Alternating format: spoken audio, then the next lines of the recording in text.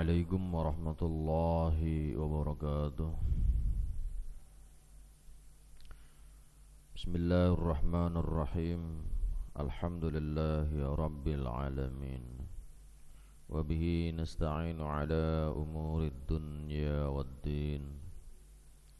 أشهد أن لا إله إلا الله وحده لا شريك له، وأشهد أن محمدا عبده ورسوله.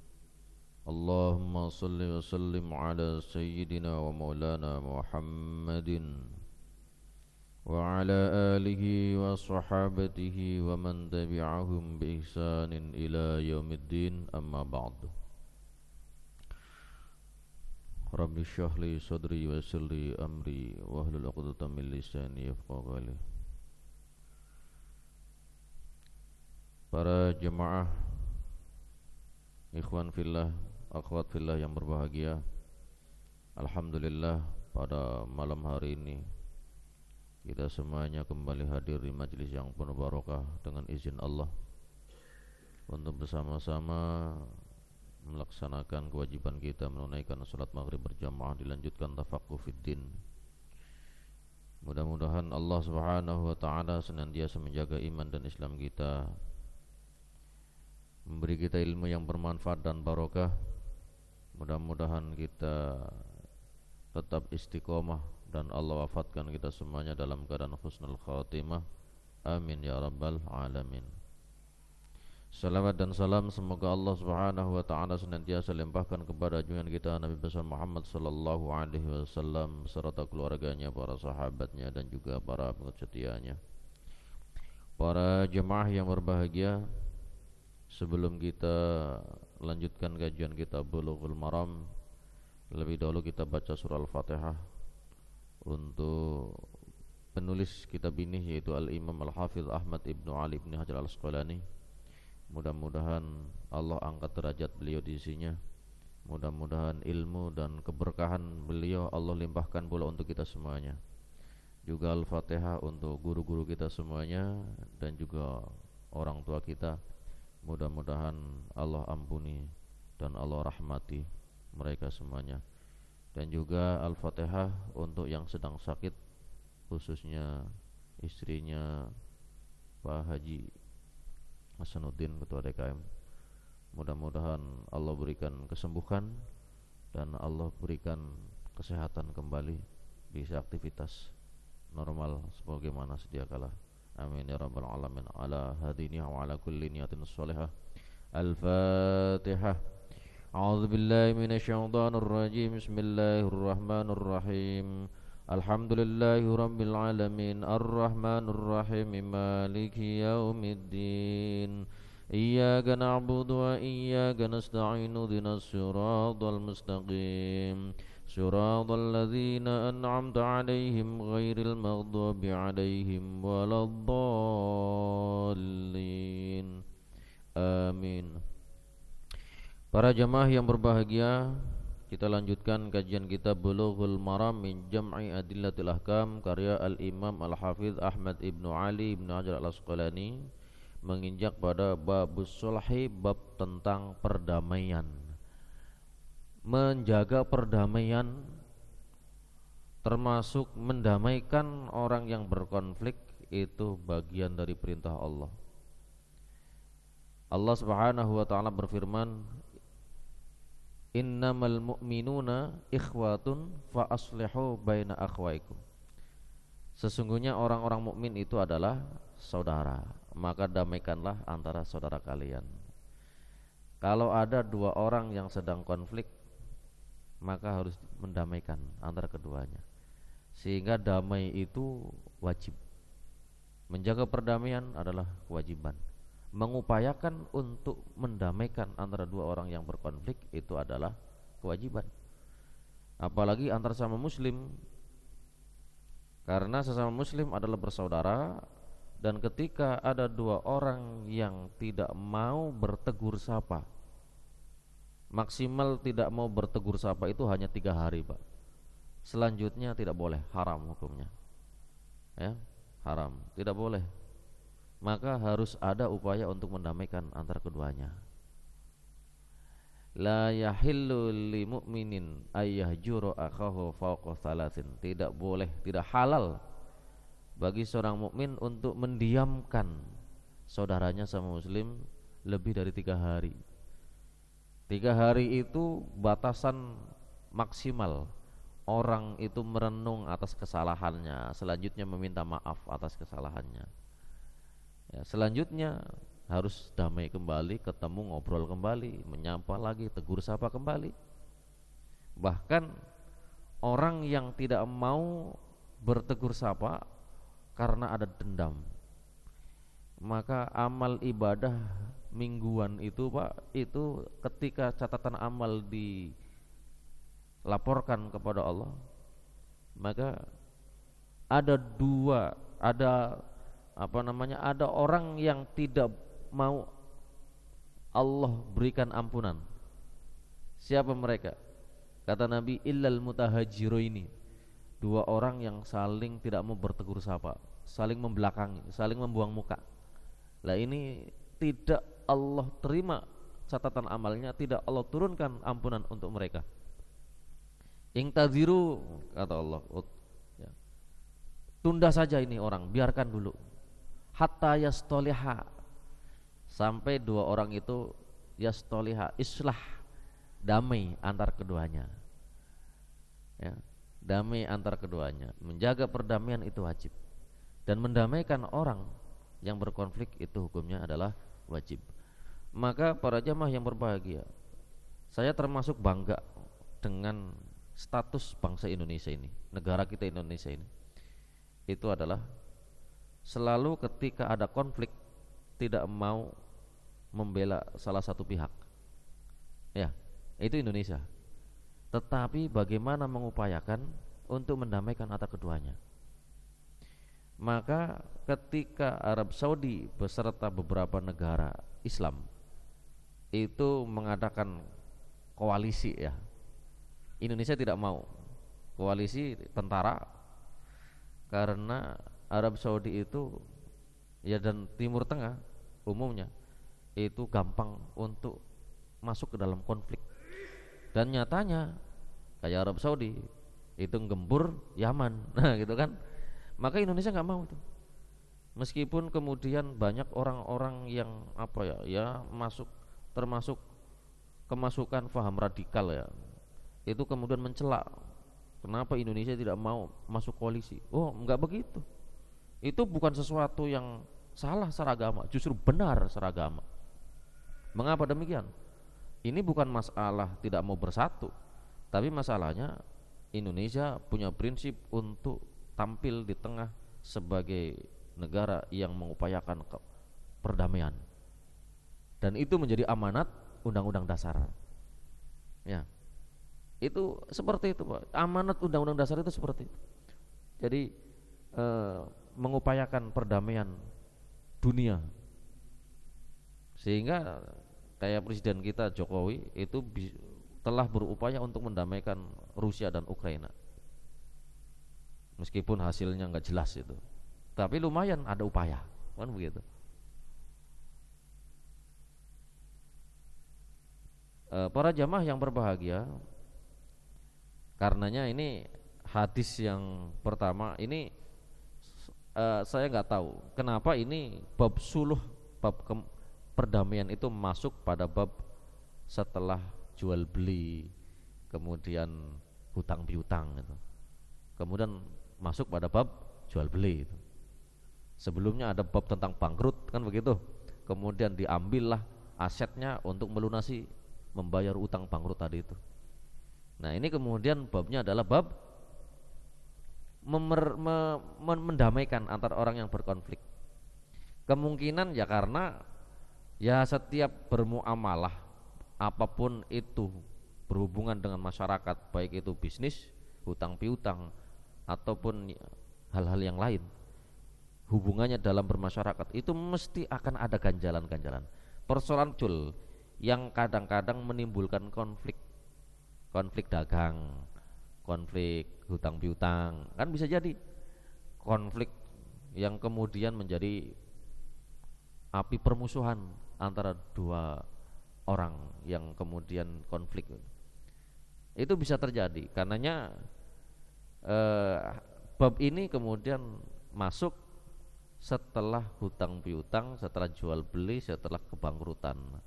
Nah, sehingga potensi konflik itu ada dalam hal muamalah, dalam hal jual beli, dalam hal hutang piutang. Ya, termasuk konflik dalam hal politik karena rebutan kursi. Itu bisa itu. Saya termasuk orang yang membela demokrasi, Pak. Bukan berarti demokrasi itu bagus, lebih bagus daripada yang lain, bukan. Kalau bicara tentang idealisme, Pak, secara ideal, kalau kita bicara tentang ajaran Islam itu bicara tentang idealisme, sehingga orang yang betul-betul menjalankan ajaran Islam tanpa pernah berbuat maksiat, itu ya manusia nggak mungkin. Tapi kalau orang itu bisa istiqomah melaksanakan idealisme ajaran Islam, maka dia naik derajat seperti malaikat, kan begitu? Iya. Tetapi manusia nggak bisa. Ya manusia tetap manusia, banyak salah. Makanya ada istighfar, ada taubat dan sebagainya, kan begitu? Ini realitas manusiawi. Bicara tentang kenegaraan, kepemimpinan, idealnya itu khilafah Islamiyah. Idealnya adalah khilafah, khalifah. Makanya setelah Rasulullah wafat, kemudian kan diganti kepemimpinannya menjadi khalifah, ya, khilafah. Tetapi Rasulullah pun berbicara ideal, bicara ideal, tetapi di sisi lain realistis. Yaitu apa? Rasulullah mengatakan, al khilafah fi ummati, khilafah setelah umatku itu salasuna sanah, hanya berumur 30 tahun saja. Sepeninggal Rasulullah akan ada khilafah. Tetapi kata Nabi, seideal-ideal ajaran Islam, pemimpin melaksanakan ajaran Islam dengan sebaik-baiknya. Tetapi setelah khilafah, setelah meninggal Rasulullah, umurnya hanya 30 tahun. Tsumma yakunul mulk, kemudian setelah 30 tahun selesai, itu berubah menjadi kerajaan. Kerajaan umum seperti demokrasi, seperti ya republik, seperti Presiden Jokowi, itu sama aja itu statusnya. Ya kan? Jadi kata Nabi hanya umurnya 30 tahun. Bicara idealisme itu 30 tahun itu ideal. Tetapi seideal itu pun tidak bisa ideal, Pak. Karena manusia yang betul-betul ideal. Ya kalau Rasulullah nggak bisa, inilah, nggak mungkin Nabi melakukan kesalahan, kan gitu. Sehingga sangat-sangat ideal, dan beliau jadi ajaran. Sepeninggal beliau, sahabat Umar, sahabat Abu Bakar, lumayan, Pak, idealnya terwujud, masih terjaga. Sahabat Umar masih terjaga idealnya. Tapi begitu sahabat Utsman, ada problem-problem yang kemudian persoalan, sehingga sekelas sahabat Utsman bin Affan itu wafat karena pemberontakan. Iya, wafat karena adanya pemberontakan. Beliau diberontak, dikepung rumahnya gara-gara urusan ya konflik politik lah. Nah, kemudian beliau dibunuh oleh pemberontak tadi itu. Itu fakta, realitas di lapangan begitu. Seideal-idealnya sobat Utsman tetap terjadi seperti itu. Kemudian diangkatlah sahabat Ali bin Abi Thalib. Beliau orang ideal. Kurang apa beliau? Menantu Rasulullah. Dididik dari kecil dalam keluarga Rasulullah. Kurang apa coba? Tetapi ternyata antar sahabat pun konflik. Ya, kenyataan itu. Meskipun beliau adalah khalifah sebagai khilafah betul. Dan ternyata 4 khalifah itu dihitung, Pak, 2 tahun, 10 tahun, kemudian berapa tahun lagi, berapa tahun ya, lebih dari 10 tahun, kemudian 6 tahun, genap 30 tahun, 4 khilafah ini, 4 khalifatur rasyidun. Selanjutnya hilang khilafah. Yang muncul adalah al-mulk, kerajaan. Kerajaan statusnya sama seperti presiden sekarang kita ini, nggak ada beda. Makanya kalau dibilang khilafah runtuh ketika Turki, oh salah. Khilafah yang sesungguhnya itu hanya 4 khalifah. Selanjutnya kerajaan, raja atau presiden lah kalau sekarang, kan begitu. Iya, ada raja yang zalim, ada yang raja otoriter, ada presiden yang otoriter, ada yang presiden yang merakyatkan, begitu. Itu hanya sifat-sifat yang berbeda aja. Khilafah yang sesungguhnya nanti muncul hanyalah Imam Mahdi. Imam Mahdi. Makanya para jamaah yang berbahagia, saat kita melihat realitas sejarah kepemimpinan umat Islam, dari pergantian antar raja ke raja, kemudian dari dinasti ke dinasti, itu tidak lepas dari upaya pembunuhan atau perang saudara. Ya, padahal itu termasuk bagian daripada dosa besar setelah syirik. Kata Nabi, la tarji'u ba'di kufaro, janganlah kalian sepeninggalku masuk dalam kekufuran. Apa itu kekufurannya itu? Yadribu ba'dukum riqaba ba'din, saling berperang antara sesama muslim, perang saudara. Meskipun statusnya tetap mukmin, tetap muslim, tetapi oleh Nabi disebutkan la tarji'u ba'di kufaro lah gitu. Jangan kembali ke dalam kekufuran. Itu maksudnya apa? Kufur nikmat, artinya dosa besar setelah syirik, meskipun mereka tetap mukmin, kan begitu. Nah, sehingga demokrasi itu kan kepemimpinan dibatasi, supaya pokoknya intinya dibatasi lah. Mau 10 tahun, mau 5 tahun, mau 6 tahun, 8 tahun, intinya dibatasi, tidak seumur hidup. Kalau khalifah itu kan seumur hidup idealnya. Seperti raja itu seumur hidup. Meskipun kalau raja itu warisan, anak diangkat jadi raja, jadi putra mahkota, orang tuanya wafat, anaknya jadi raja, kan begitu, warisan. Kalau khalifah itu dipilih mana yang terbaik. Kadang merasa saya kurang baik, ada yang lain, oh jangan saya, padahal meskipun dia yang terbaik, yang lain saja. Ternyata ada satu yang pengin, ya saya siap, gitu kan. Akhirnya dia yang terpimpin, yang terpilih. Nah, modelnya seperti itulah. Ya, model musyawarah begitu. Musyawarah atau kesepakatan. Nah, tetapi ketika menjabat itu seumur hidup. Nah, maka konsep seumur hidup itu, Pak, itu jadi problem. Sahabat Utsman itu terbunuh karena dituntut untuk mundur, nggak mau. Itu masalahnya. Sehingga terjadi tragedi. Nah, ini fakta, Pak, sejarah. Sehingga idealisme, gagasan, ajaran itu tidaklah bisa dipaksakan untuk diterapkan ketika menghadapi sifat-sifat manusiawi. Maka demokrasi itu alternatif untuk menghindarkan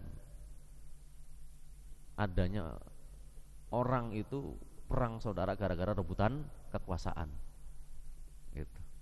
Sehingga demokrasi itu kan jabatannya dibatasi, kemudian yang dipilih adalah yang paling banyak pemilihnya, kan begitu.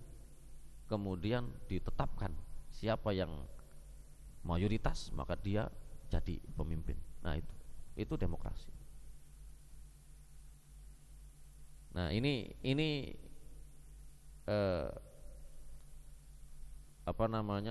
cara adanya pergantian kepemimpinan secara aman dan damai. Bicara aman dan damai, itulah ajaran Islam. Pergantian kepemimpinan secara aman dan damai tanpa ada konflik, itulah ajaran Islam. Entah namanya apa, terserahlah, musyawarah atau apa, terserah. Sehingga kalau saya enggak memandang apa itu demokrasi dari mana, enggak. Yang penting pergantian secara aman dan damai, itulah ajaran Islam. Betul, Pak ya? Iya. Tetapi pergantian yang berdarah-darah itu bukan ajaran Islam. Itu kata Nabi, la tarji'u ba'di kufaro lah. Nabi mengatakan itu loh, jangan kembali ke dalam kekufuran, yaitu perang saudara termasuk gara-gara politik. Dosa besar itu. Ya kan? Itu. Nah, kerajaan itu Pak bisa umurnya panjang, seumur hidup dia memimpin, ada dampaknya. Dia harus mengendalikan situasi kondusif secara politik sehingga siapapun yang berani mengkritik akan diambil, ditangkap, dipenjarakan. Itu konsekuensinya. Ketika kepemimpinan seumur hidup, otoriter jadinya. Betul nggak? Iya, itu di mana-mana begitu. Tetapi dalam alam yang tadi itu kepemimpinan dibatasi, kemudian pemimpin itu dipilih berdasarkan suara terbanyak, ya kan? Maka orang bisa mengkritik. Ketika keliru dikritik, ketika kebijakannya begini nggak suka di demo, yang demo aman, yang dikritik juga ya biasalah, kan begitu, nggak marah, nggak mangkel, biasa. Nah itu kalau bagi saya Pak, bagi saya itu lebih bagus daripada ulama ngeritik disikat, masuk penjara di bawah tanah puluhan tahun. Di Arab Saudi kan begitu, apalagi ada Khashoggi itu, ya jurnalis mana itu mau nikah hilang, jasadnya kemana juga nggak jelas. Itu politik seumur hidup karena maunya negara stabil, nggak ada yang boleh ngeritik, kan begitu. Nah kalau demokrasi geger-geger tapi yo aman gitu, geger-geger ada tapi aman. Nah ini makanya as-sulh itu ajaran Islam yang wajib untuk ditegakkan, perdamaian, menjaga perdamaian kewajiban. Maka siapa yang mau damai dan bersatu, itulah rahmat Allah akan turun. Siapa yang maunya konflik mulu, maka murka Allah akan turun. Gitu aja. Makanya kita alhamdulillah Pak lebih suka jadi orang yang ya damai gitu kan, nggak mau konflik Pak. Sehingga kalau kita milih ustadz ceramah, ya ceramahnya yang adem, damai gitu kan, ya ilmiah, nggak mau orasi-orasi politik yang kanan kiri dan sebagainya, jangan, nggak bagus. Nah hadis pertama, an Amr bin Auf al-Muzani, diriwayatkan dari Amr bin Auf al-Muzani radhiyallahu anhu, anna Rasulullah sallallahu alaihi wasallam qala, sesungguhnya Rasulullah sallallahu alaihi wasallam bersabda, as-sulhu, damai, jaizun bainal muslimina, itu boleh di antara dua orang, illa, kecuali, sulhan, perdamaian, harrama, yang mengharamkan halalan, sesuatu yang halal, au ahalla, atau menghalalkan haraman, yang haram. Bapak ketika ada sedang transaksi, transaksi apa gitu kan, bermuamalah, kemudian kok ada masalah, boleh Pak mengajukan ke pengadilan supaya dihukum dengan seadil-adilnya, kan begitu. Tapi boleh pula udahlah damai aja, damai, tapi ada syaratnya, gitu kan. Syarat damai, apa damainya, syaratnya apa? Syaratnya ini. Oh iya, boleh damai asalkan dalam syaratnya itu tidaklah menghalalkan yang haram, mengharamkan yang halal. Tapi kalau mengharamkan yang halal dan menghalalkan yang haram, itu dosa, termasuk kekufuran malah Pak. Contoh Pak, babi itu haram, jelas tegas dalam Al-Quran di 4 ayat. Ternyata demi perdamaian, dah yang penting damai, nggak apa-apa, yang penting nggak apa-apa lah, terima, itu babi jadi halal lah. Ini jadi nggak boleh damai model begitu, gitu kan. Karena apa? Karena menghalalkan babi itu sama dengan membatalkan keimanan. Paham Pak ya? Contoh lagi nih, contoh, zina itu haram, tegas dalam Al-Quran, wala taqrabuz zina, az-zaniyatu az-zani fajlidu kulla wahidin minhuma mi'ata jaldah, ya kan? Orang zina laki perempuan itu dijilid 100 kali cambukan. Nah, kemudian ada orang konflik tetapi mau damai, tapi ada syaratnya. Saya mau damai asalkan klausulnya, persyaratannya boleh legal zina itu. Gitu kan. Wah haram itu, dah damai model begitu haram. Karena menghalalkan yang haram. Menghalalkan yang haram sendiri itu adalah membatalkan iman. Karena itu artinya apa?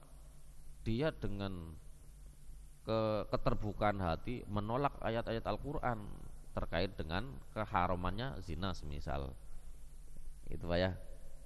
Nah termasuk contoh begini Pak, ada suami istri konflik. Nah suaminya punya istri yang lain. Nah suami istri ini konflik, kemudian istrinya bilang, saya mau damai dengan bapak, dengan istri suami saya, asalkan suami saya tidak boleh melakukan giliran dengan istri yang lainnya, dengan madunya.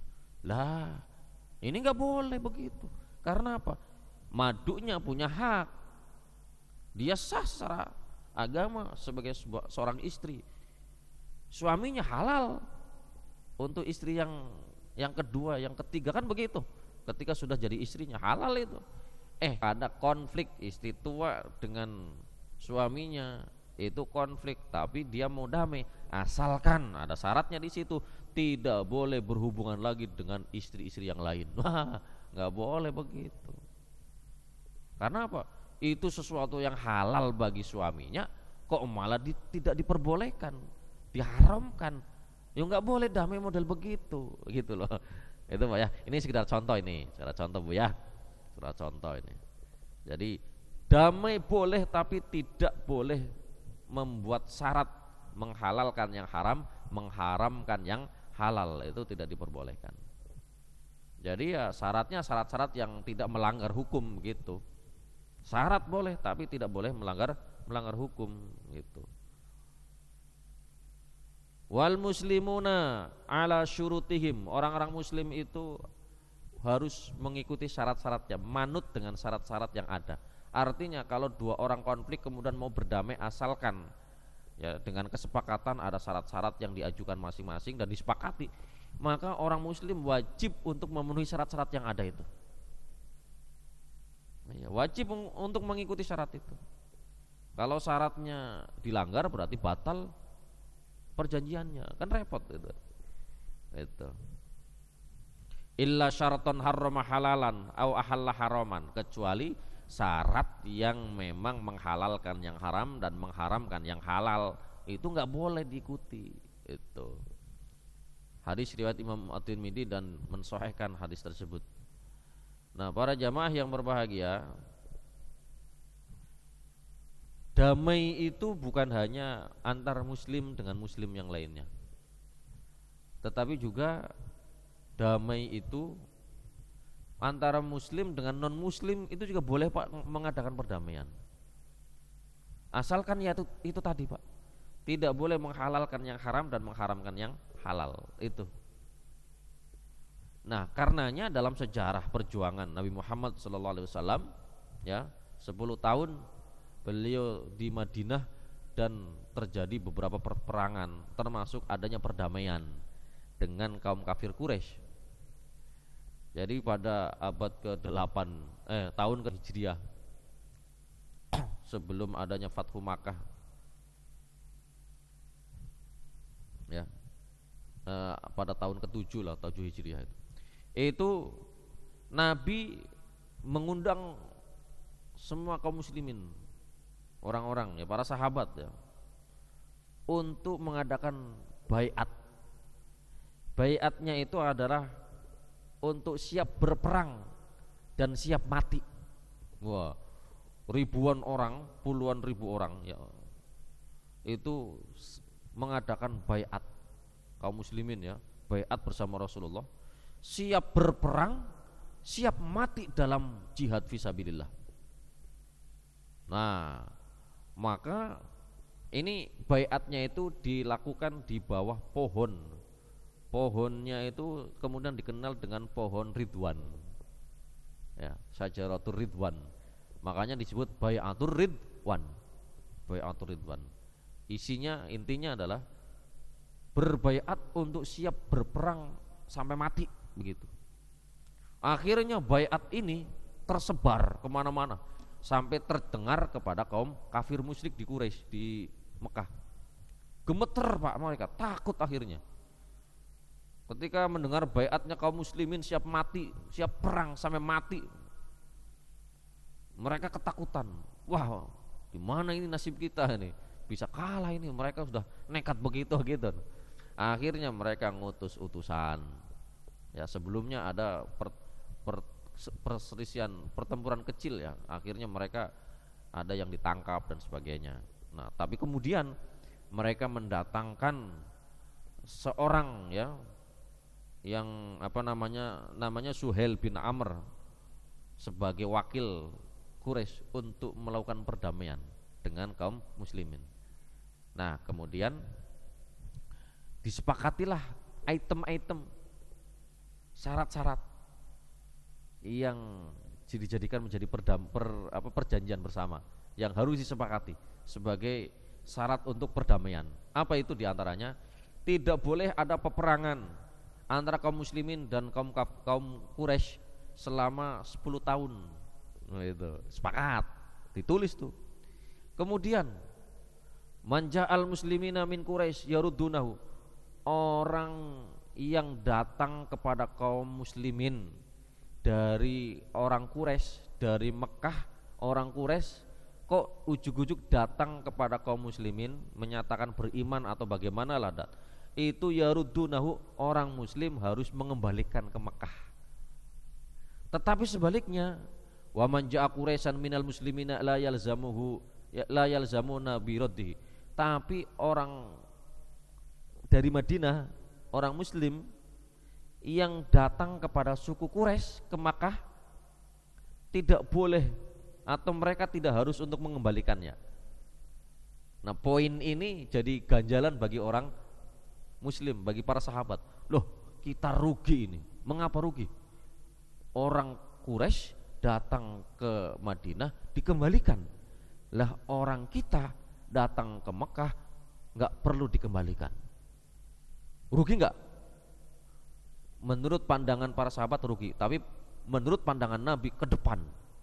Ini Nabi memandangnya ke depan, jauh banget, melampaui pikiran para sahabat. Justru ini menguntungkan. Mengapa menguntungkan? Kata Nabi begini, kalau orang murtad keluar dari Madinah kemudian pindah ke Quraisy, ya biarin aja, Allah menjauhkan mereka dari kita semuanya. Jadi mereka biarin murtad karena kembali ke asalnya, biarin aja, kan gitu. Kita nggak rugi. Tetapi orang Quraisy yang kemudian datang kepada Madinah, pada kaum muslimin, menyatakan beriman, kemudian dikembalikan, kan imannya tetap, Pak. Imannya tetap, tapi kemudian dikembalikan ke sana dengan tetap imannya, dan mereka siap-siap menyambut Rasulullah dan para sahabat ketika mereka ada di Mekah. Loh, kan artinya apa? Ada orang yang ada di sana. Bisa jadi mata-mata, bisa jadi macam-macam, kan begitu. Kalau yang datang ke Madinah itu banyak dan dikembalikan, kan semakin banyak juga yang menjadi pendukung Nabi yang ada yang sudah berada di Mekah. Itu keuntungan itu bagi Rasulullah, pandangannya ke depan banget. Tapi bagi para sahabat, wah ini rugi ini, kok dikembalikan begitu saja gitu. Nah, ini pandangan yang berbeda antara Rasulullah, jangkauan pandangannya lebih luas. Kemudian tahun ini tidak boleh umroh, tapi tahun depan silakan boleh, bebas. Nah, ini juga menjadi ganjalan karena sebelumnya Nabi bermimpi bahwa kaum muslimin datang ke Mekah umroh dalam keadaan aman dan damai. Lah, mimpinya seperti ini kok ternyata dilarang sekarang, kok tahun depan. Nah, gitu. Tapi mimpinya itu tidak disebutkan tahun kapan. Nah, gitu kan. Pokoknya mimpi bahwa Allah akan memberikan kenikmatan luar biasa, mereka akan datang ke Makkah dalam keadaan aman dan damai. Gitu. Nah, akhirnya ya udahlah disepakati. Nah, singkat cerita, Pak, ini kan kesepakatan ini tidak ada yang menghalalkan yang haram dan mengharamkan yang halal, nggak ada kan? Nggak ada. Maka boleh. Sehingga itu disepakati bersama. Ketika disepakati, item-itemnya ditetapkan, ternyata ada klausul di situ, muqaddimah yang kemudian jadi ganjalan, Pak. Coba perhatikan, Pak. Ketika ditulis muqaddimahnya, kata Nabi, tulis, yang menjadi juru tulis itu Sayyidina Ali. Kata Nabi, dah tulis apa? Bismillahirrahmanirrahim. Ternyata Suhail ini keberatan. jangan ditulis kalimat itu, tapi tulislah bismikallahumma gitu. Tulislah bismikallahumma. Mereka enggak mengakui ada Ar-Rahman Ar-Rahim sebagai sifat Allah, enggak mengakui. Ya. Kemudian Nabi memerintahkan, udah tulis saja bismikallahumma. Tulis. Akhirnya ditulis begitu. Kemudian ditulis lagi, Nabi mengimlakan, mendikte. Hadza ma shalaha alaihi Muhammad Rasulullah. Ini adalah perjanjian yang dibuat oleh Muhammad Rasulullah, ditulis. Ternyata Suhail mengatakan, laun na'lamu annaka Rasulullah ma khalafnaka. Kalau kami tahu bahwa engkau adalah Rasulullah, maka kami tidak akan menentang engkau. Kami mengingkari kamu sebagai Rasulullah. Karenanya jangan ditulis begitu. Jangan ditulis Muhammad Rasulullah, tapi tulislah Muhammad bin Abdullah. Akhirnya Nabi ngalah, udah nggak apa-apa dah, nggak apa-apa. Nabi perintahkan kepada Ali, dah kamu hapus itu, Rasulullah mau dihapus. Sayyidina Ali menolak, loh itu sudah jadi keyakinan ke Muhammad Rasulullah kok mau dihapus gitu kan. Tapi ini kan cuma tulisan. Tapi Sayyidina Ali nggak berani. Akhirnya Rasulullah yang menghapus sendiri, tulisan Rasulullah dihapus. Ini sekedar tulisan, bukan masalah hati, kan begitu. Kalau urusan hati, Muhammad ya Rasulullah, itu terukir di hati, nggak boleh dihapus kalimat Rasulullah di hati, gitu kan. Tapi ini cuma tulisan perjanjian antara kaum muslimin dengan orang kafir, sehingga udah Rasulullah dihapus saja, diganti dengan Muhammad bin Abdullah. Nah itu akhirnya ditulis 2 lembar, 1 lembar dipegang kaum muslimin, 1 lembar dipegang orang kafir. Nah gitu, jadilah damai, namanya Sulh Al-Hudaybiyah. Nah para jamaah yang berbahagia, dalam Sulh Al-Hudaybiyah ini ada pelajaran berharga. Dulu pendiri bangsa kita, tim 9 itu Pak, merumuskan dasar negara kita Republik Indonesia, Pancasila. Itu kalimat yang kemudian dirumuskan sebagai piagam Jakarta. Itu kalimatnya adalah sila pertama, ketuhanan dengan kewajiban menjalankan syariat Islam bagi pemeluk-pemeluknya. Nah, poin ini kemudian ada kekhawatiran, ada ketidakpersetujuan, tidak setuju orang-orang yang berada di wilayah timur Indonesia, bagian timur, mayoritas non muslim ya, Papua, Ambon dan sebagainya lah, Maluku ya, enggak terima. Wah, akhirnya Laksamana Maida itu telepon, diterima oleh Bung Karno. Ini Indonesia Timur menyatakan keluar dari NKRI kalau itu tetap dipaksakan kalimat itu, karena itu hanya kalau mereka itu lebih cenderung untuk umat Islam saja, bukan untuk masyarakat Indonesia seluruhnya gitu kan. Sementara mereka banyakkan non muslim di timur. Akhirnya ada diskusi minta saran, termasuk kepada Mbah Yai Wahid Hashim, putranya Mbah Yai Hashim Asy'ari, bapaknya Gus Dur. Bagaimana ini? Ya udah nggak apa-apa, diganti dengan kalimat yang maknanya serupa dengan itu, yaitu apa? Ketuhanan yang Maha Esa, ketuhanan yang Maha Esa. Maknanya sama dengan kul huwallahu ahad. Maknanya sama dengan la ilaha illallah, tiada Tuhan selain Allah. Nah itu. Akhirnya ditetapkan di situ, disepakati, semua agama sepakat. Ya udahlah, bagus tuh. Padahal itu juga tetap identik dengan orang Islam, tetapi tidak disebutkan Islamnya sebagai dalam konstitusi itu tidak disebutkan Islam, syariat Islam tidak disebutkan, hanya ketuhanan, Tuhan.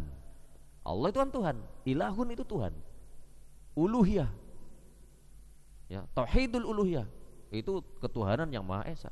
Uluhiyah itu kan ketuhanan yang Maha Esa, tauhid. Nah itu kan sama aja, ya kan. Nah ini kemudian diterima oleh umat Islam, dah gitu aja, disepakati oleh bangsa Indonesia. Jadilah saat ini Pancasila, sila pertama ketuhanan yang Maha Esa. Kok ulama sepakat itu dengan kewajiban menjalankan syariat Islam bagi pemeluknya? Ya nggak apa-apa, karena belajar sejarah Nabi pun pernah menghapus Muhammad, Rasulullahnya dihapus. Yang penting damai, gitu. Karena dengan perdamaian akan jadi kekuatan. Sehingga ketika penjajah datang, kita sama-sama bersatu untuk mempertahankan kemerdekaan. Tapi kalau di Indonesia bangsanya perang saudara terus, maka justru Barat akan mudah untuk menjajah kembali Indonesia dan kekayaan alam akan direbut oleh mereka semuanya. Sebagaimana yang terjadi Timur Tengah, Pak. Sekarang Libya negara miskin, Pak, sekarang. Dulu kaya raya. Zaman Gaddafi kaya raya karena bersatu, kekayaannya dimiliki negara. Tapi sekarang gara-gara mudah diadu domba, kemudian mereka Barat siap membantu asalkan itu minyaknya buat kami, gitu. Akhirnya dibantu pemberontaknya, pemerintahnya hancur, negaranya konflik mulu. Mereka akan semakin nikmat mengeruk kekayaan alam bumi Libya. Negaranya hancur, rakyatnya miskin, mereka yang kaya raya. Nah itu Timur Tengah. Makanya di Indonesia ini jangan sampai terjadi perpecahan. Harus ada islah, ya, sulh, perdamaian. Kemudian para jamaah yang berbahagia, selanjutnya hadis berikutnya. Wa Nabi Hurairah, diriwayatkan dari Abu Hurairah radhiyallahu anhu, anna Nabi sallallahu alaihi wasallam qala, bersabda, la yamna'u jarun jarahu, tetangga tidak boleh melarang tetangganya sendiri. Seseorang tidak boleh melarang tetangganya. Untuk apa? Ayyag riza hashbatan fi jidarihi, untuk menyenderkan, untuk menaruh kayunya di tembok rumahnya. Ya kalau rumahnya sendiri, kayunya sendiri, ditaruh sendiri, ya silakan, ya kan, dia milik sendiri. Tsumma yaqulu Abu Hurairah kemudian mengatakan, mali arakum anha mu'ridin. Ketika Abu Hurairah menyampaikan ini, ada orang yang mungkin kesinggung atau apa gitu. Ada yang ini apaan ini, mungkin agak mungkin punya masalah dengan tetangga atau gimana gitu kan. Akhirnya Abu Hurairah menyampaikan ini, ada yang tersinggung, kemudian pergi, berpaling dari kalimat itu. Kemudian Abu Hurairah, wallahi la armiyanna biha bain aktafikum, demi Allah ini sekalian aja saya akan lempar kamu, lempar itu kayu-kayu di antara di samping kamu gitu. Itu saking Abu Hurairah ini ketika menyampaikan apa yang dari Rasulullah memang benar, tapi kok sikapnya begitu. Ini Abu Hurairah sampai kemudian agak emosi itu. Kok kamu sikapnya kok begitu mendengarkan sunnah Nabi? Apa sekalian saya lempar kayu-kayu itu sama di samping kamu sekalian. Nah, ini ancaman dikit ya untuk orang yang tidak mau mendengarkan sunnah Rasulullah, menolak sunnah Rasulullah. Hadis muttafaqun alaih. Jadi dalam bertetangga tentu kadang ada sedikit masalah, Pak. Makanya ya, asalkan tidak merugikan tetangga yang lain, ya silakan aja. Tapi kalau merugikan ya jangan. Bismillah. Apalagi kita punya perumahan, hidup di perumahan BTN itu, Pak, kalau bikin rumah, satu tetangga dengan tetangga sebelah itu satu tembok. Lah itu tembok punya siapa? Iya, ini jadi masalah, Pak. Benar, Pak. Nah, ketika dibangun atau di depan itu kan temboknya hanya separoh ya, yang di atas belum. Itu kalau ditinggiin boleh nggak di atas langsung, Pak? Nah, itu kalau nggak dimusyawarahkan jadi konflik itu. Oh, berarti memiliki itu, bukan memiliki. Ini sama-sama biar nyaman. Dah, saya juga ya kan bicara juga, ngobrol. Ini Pak biar ya nyaman gitu, biar gerimis tidak masuk ke sela-sela itu, sehingga temboknya ditinggiin, di atasnya ditutup, kan enak, sama-sama untung lah. Tapi kan kadang-kadang orang nggak nerimo. Wah, berarti memiliki kalau dibangun sama dia gitu. Loh bukan begitu maksudnya. Ini kita miliki bersama kan begitu. Jadi kadang-kadang repot Pak, jelasin begitu juga repot. Ini bukan memiliki Pak, ini milik bersama tembok ini. Cuma saya tinggi ini biar sama-sama enak gitu. Itu juga kadang-kadang penjelasan begitu. Jadi ya itulah tetanggaan. Itu. Ada aja gitu. Makanya tetangga harus punya rasa gitu. Kira-kira kalau saya berbuat begini merugikan orang lain enggak gitu kan. Kalau saya punya mobil parkir di depan rumah saya, tetangga saya jadi kesulitan enggak, dirugikan enggak? Kan begitu. Oh ya mesti kerugian. Kalau parkirnya terus menerus, kalau sebentar saja enggak masalah. Mungkin ada orang lewat jadi kesulitan ya bisa bilang kan, Pak mohon maaf mau lewat kan begitu. Nah akhirnya sama-sama repot kan. Nah, ya makanya kalau punya mobil ya harus punya tempat parkir, garasi kan begitu. Bikinlah rumahnya atau di belakangnya maju ke belakang begitu kayak, jangan dipaksakan di depan, akan merugikan tetangga kan begitu. Apalagi yang namanya jalan bukan milik pribadi tapi milik umum. Termasuk Pak, got itu bukan wilayah milik kita.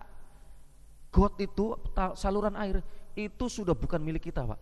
Maka jangan sampai bikin rumah, memperbaiki rumah, gotnya langsung kena tembok juga, ditembok juga. Lah itu pelanggaran Pak. Wah bahaya itu Pak kalau di akhirat Pak. Barang siapa yang mengambil satu jengkal tanah, itu orang akan dikalungkan di akhirat sebanyak 7 lapis bumi ukuran sejengkal itu. Lah kan repot Pak. Betul nggak itu? Itu kadang-kadang orang nggak mikir ke arah sana, apalagi urusan dagangan Pak. Urusan dagangan pokoknya jalan itu ya dagangan dia udah, akhirnya gotnya ya dibikin juga. Wah dibablas semuanya itu. Akhirnya ketika hujan ya banjir karena gotnya susah masuk. Loh gotnya udah dicor semuanya sama yang punya dagangan itu. Nah itu repot itu Pak. Nah kemudian satu hadis lagi nih, mudah-mudahan sabar ini. Dari Abu Hamid As-Sa'idi radhiyallahu anhu qala bersabda, qala Rasulullah, la yahillu limri'in, tidak halal bagi seseorang ayakhudha asa akhihi, untuk mengambil barang milik orang lain, meskipun hanya tongkat, meskipun hanya kayu, meskipun hanya bata, meskipun hanya genteng yang enggak kepake, enggak halal itu. Bi ghairi binafsin minhu, tanpa izin, tanpa ada rasa ikhlas. Ini orang kok ngambil aja, nggak ikhlas, haram, nggak halal itu. Meskipun nggak dipakai oleh tetangga itu, harus izin kalau memakai, kan begitu. Pak boleh nggak ini nggak dipakai ya? Enggak, kalau saya minta boleh nggak? Boleh, silakan ambil. Baru silakan ambil, hatinya sudah ikhlas. Tapi kalau nggak ikhlas, jangan diambil, gitu. Nah di Ihya Ulumuddin ada keterangan begini Pak, di kitab Ihya Ulumuddin Al-Ghazali itu, bahwa tetangga itu kalau melihat tetangganya baik ya udah baik banget. Nah itu kemudian ada tamu semisal, waduh ini ada tamu nggak ada makanan. Nah kemudian pergi ke rumahnya, nggak ada orangnya, ke rumah tetangga sebelah tapi orangnya baik ini. Wah ini mesti kalau saya pamit juga mesti diizini, kalau pamit mesti diizini. Nggak ada orang ini, gimana ya, udahlah saya ambil ini, mohon maaf nih saya ambil dulu, ada tamu gitu. Boleh nggak itu? Di kitab Ihya Ulumuddin itu dikatakan kalau yakin diketahui bahwa dia itu ridho, silakan. Tapi kalau diketahui kagak ridho, ya jangan lah gitu. Ini semisal ini tetangga baik banget, ini udah baik banget, saking baiknya sehingga orang ini datang ke rumahnya ngambil makanan, dia mesti ikhlas. Nah ini kalau tahu begitu silakan. Tapi kalau nggak sebaik itu, ya harus izin ya. Harus izin karena nggak jelas itu apa enggaknya gitu. Nah itu barangkali Pak ya yang dapat saya sampaikan. Ini hadis tadi sahih Pak, dalam Sahih Ibnu Hibban dan juga Al-Hakim. Barangkali itu Pak ya yang dapat saya sampaikan, kurang lebihnya mohon maaf. Wallahu a'lam bishawab. Mari kita akhiri bismillah, alhamdulillah, Allahumma shalli ala Muhammad wa ala ali Muhammad. Allahumma ighfir lana wa liwalidayna, Allahumma ij'alna wa auladana min alil ilmi lil khair, Allahumma anfa'na ma 'allamtana wa 'allimna ma yanfa'una wa zidna ilman yanfa'una. Rabbana atina fid dunya hasanah wa fil akhirati hasanah wa qina adzabannar. Alhamdulillahi rabbil alamin. Kurang lebihnya mohon maaf. Wallahu a'lam bishawab. Allahul muwaffiq ila aqwamit thoriq. Assalamualaikum warahmatullahi wabarakatuh.